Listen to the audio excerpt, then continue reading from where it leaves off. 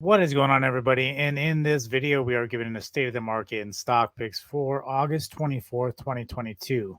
So if that sounds like something you're interested in, consider subscribing, as we do provide daily and weekly updates to get you prepared for the day and the week ahead in this glorious market. So let's get straight into state of the market.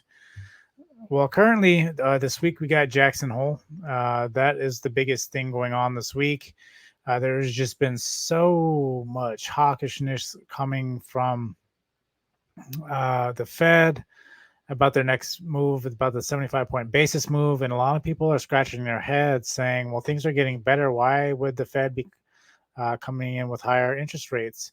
And the question with that is that even if you go off of my thesis that I've been talking about, I believe it was on the weekly update. I talked about how the essentially the administration continues to send money to Ukraine. Today was another example. We sent another $3 billion to Ukraine today. Now the thing is to artificially inflate demand.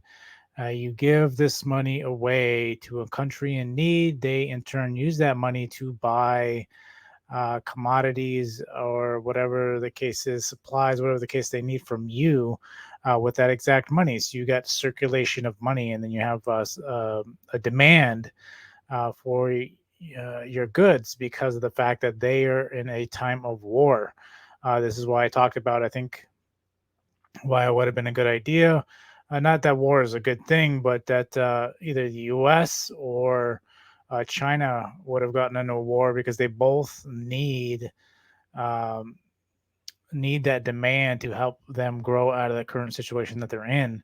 Luckily for the U.S., we do have Ukraine, and we have been supporting them and sending them billions and billions of dollars each and every week with almost without fail. So it's just something more so I've noticed lately. But with that being said, it helps with the fact that we've printed almost 40% of the money over the past 2 years. So, with that being said, currently we have Jackson Hole.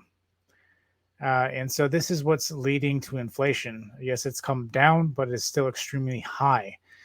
To get it down even more, that means that the Fed is going to have to continuing to raise rates at extremely high pace until it gets down roughly to that 2%, that or that average of 2%. The Fed have already talked about that to hit that 2% might even be a whole other year before that happens.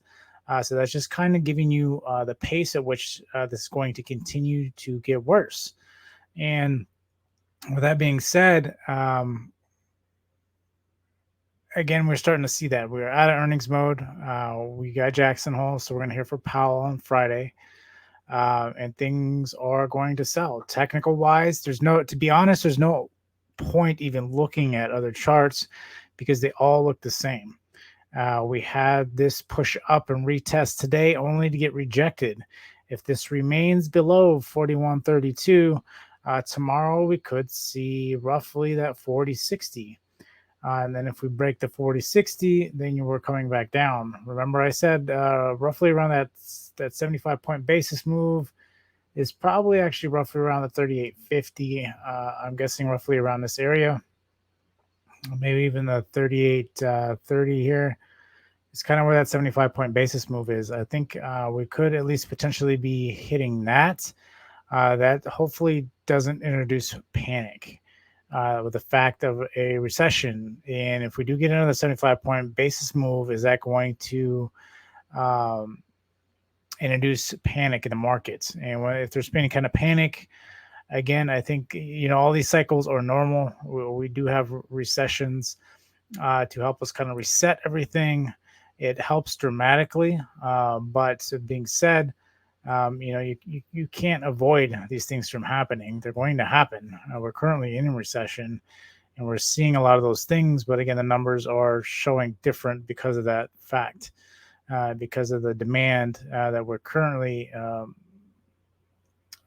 self-inducing, right, by giving money to Ukraine. So with that being said, this week things aren't really moving fast. They're slowly creeping down. The dollar still sitting at 108 and continuing to push. Oil had a nice little pop today. Oil is going to come next. There's no news, I think, that's going to push this back up until we get in the next earnings cycle. Again, we got a lot of potentially bad news coming up, so watching that. For the tech sector, Tesla still holding very well, even though it's kind of wedging here, but it held the 866. Again, it breaks that to get support at 828. And again, when we break that, I think we can at least see 750. Again, I don't know. There's going to have to be a big shift in the market. If the market really starts to sell off heavy, then that would shift Tesla to start selling again. But as of right now, I don't see it dropping too much. Maybe it's 750, maybe 700, unless again the market sentiment is completely bearish, which very well could happen. If we get panic, I think this can potentially come back down to the sixes. But we have to see what the market does. General market sentiment on that one. BA, again, looks just like the market. I had a little bit of a push retest. Now let's see if BA can break 156. If it does, have a nice gap to 147, potentially down to the 133 marks. Kind of really watching that there. And then the banks are starting to give up pretty big. Especially JPM had a retest today and then just started selling off. It didn't even hold. GS, again, it's had more positive momentum, but break, retest, now starting to sell off. Bank of America, same thing, right? Break, retest, now starting to sell off. We could potentially gap overnight, is a strong possibility. So really kind of watching that moving forward. But even Amazon, the retail sector, again, there's a nice gap here to potentially capture. It depends on where this is at tomorrow. If we do break the 132, again, I think we could hit that 127 pretty easy. I could get a nice gap there. So kind of watching Amazon tomorrow.